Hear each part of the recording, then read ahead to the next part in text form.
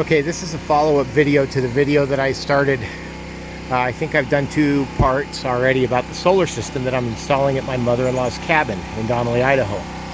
To give you an update, this is the cabin that we're actually putting it at.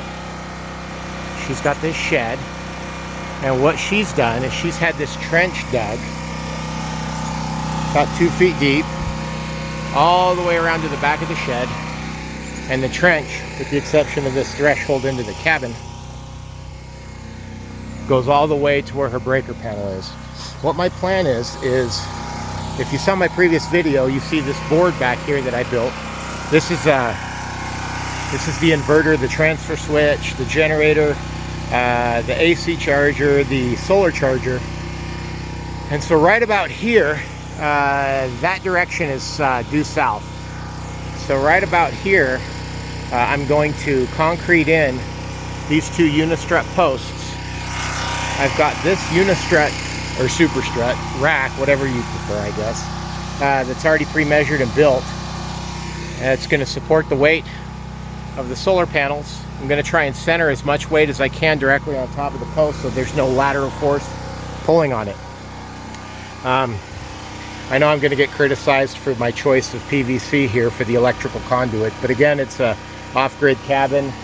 Budget was an issue, and so we went with some cheap PVC pipe for all the conduit. But you can see the other 3 panels in there. I've been using one to size up, so I'll add to this video. I'll be back as I progress. Right now I got to move some of that dirt and get my post hole digger that I brought ready to start boring some posts. I got to get the concrete setting before tonight because I only have 1 more day to complete this entire install. I guess before I let you go, this is where this board is going to go. It's going to go in the back of this against the wall. I've already pre-measured it for the stud, 16 on center. Everything's going to punch right through the wall. The generator is going to actually exhaust through the wall with this exhaust. So we'll see how much I can get done in 2 days. All right, I'll be back. Okay, so a quick update. I got the post holes dug. I've only been at it a couple of hours, so I'm making a ton of progress. Got the post holes dug. I got the rack mocked up. The posts are spaced evenly. I've measured and clamped everything, and I am just now getting ready for concrete. I'm going to pour the cement in there, and then I'm going to get working on the shed to see if I can get that backboard in there, and then start doing some conduit work. I got a little ways till that concrete sets, so I'm going to make the most of my time.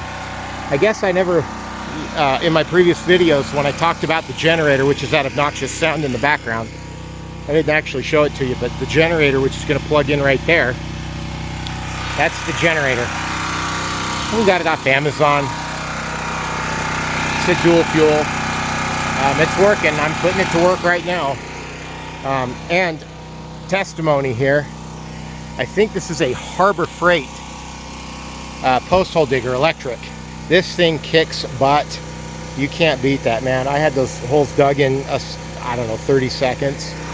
I have the old-fashioned post hole diggers over there, and I wasn't about to do that. That would have just sucked. I got both holes 2 feet deep, so sweet. That's it. That's my update for now. I'll be back.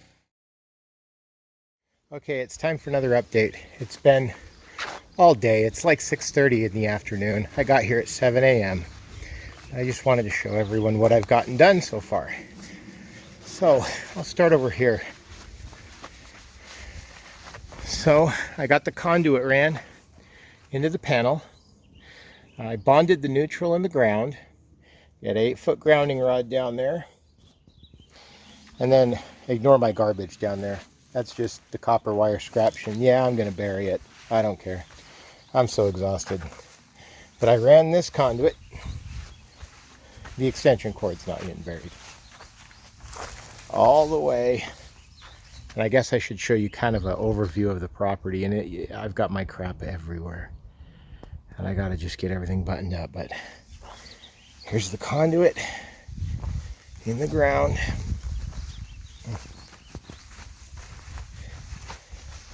And then you can see right where the Solar power. This is the rack. The concrete should be set by now. It's been in all day long on the posts. I used a compass to find south, you know, true south, which is where we need to point it. But I've got one of these sort of inlet heads, and those are just the solar panel wires I got to terminate. And the conduit I bent.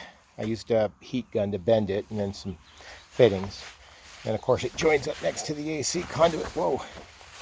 And then both conduits run. Now here's the shed where all the stuff is located. They run to the back and into the back of them. And I got a couple of LBs on there. And I'll show you the inside of the shed. The original plan was to go from here right to back here where the breaker box is on the other side of that wall. But we couldn't run across the gas, and the gas company beat us, and so we had to change our plan, and that's why we had so damn much conduit to run. But I'll show you what I've got going on the inside. I'll fire up the generator, and you probably won't hear me. It's loud. Oh, shoot. I forgot one of the best parts.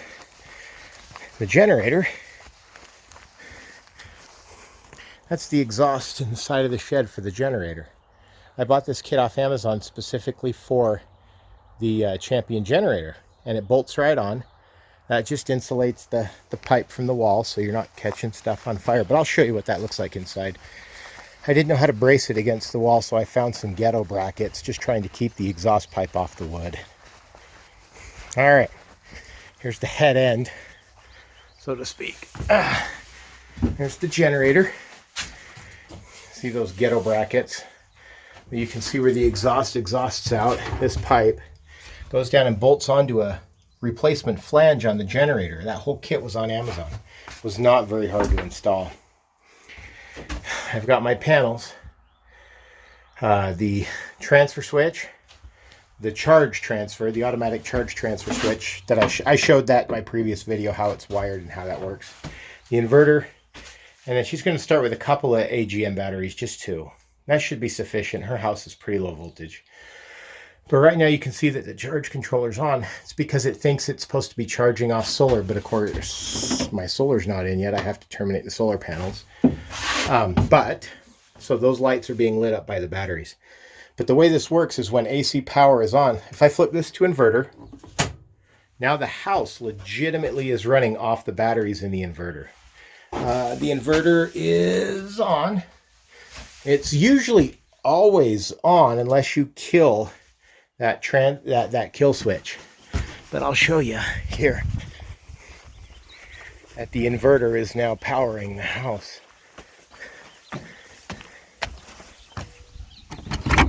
This is her tiny house. See, this is all running off inverter now. She's got, really all she's drawn for power is a light fixture with LED bulbs.